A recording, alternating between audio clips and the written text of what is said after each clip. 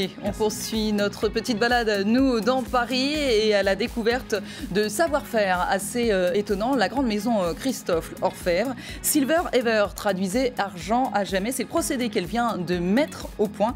Une technique brevetée qui retarde les effets de l'oxydation de l'argent. Alice Fenwick s'est rendue dans une usine de Yainville, près de Rouen.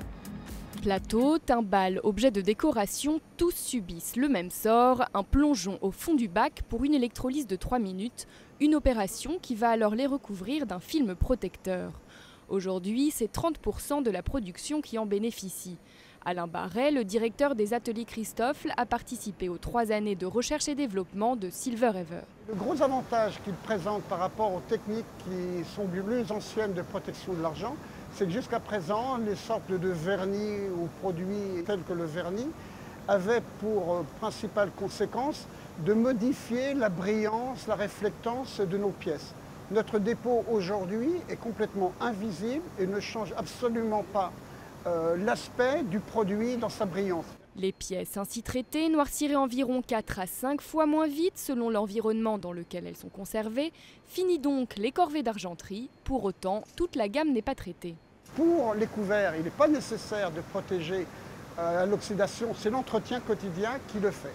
On n'a pas du tout vocation à faire des couverts pour qu'ils restent dans l'armoire de notre grand-mère, mais c'est des objets à vivre. L'investissement représente 10% du coût de revient, mais pas question de le répercuter sur le consommateur. Le prix de vente, lui, reste identique. Un pari risqué quand on sait que le marché de l'orfèvrerie a diminué de 4% en France l'année dernière. Mais Luc Legrise, le directeur des opérations Christophe, compte bien sur cette innovation pour redorer l'image de l'argenterie.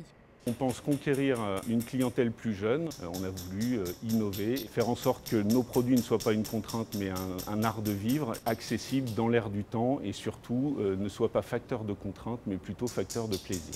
D'ici 2 ans, il sera même possible d'apporter directement en boutique les plats en argent de sa grand-mère pour les faire traiter. Un reportage d'Alice Fenwick. Reste avec nous sur BFM Business après un nouveau journal.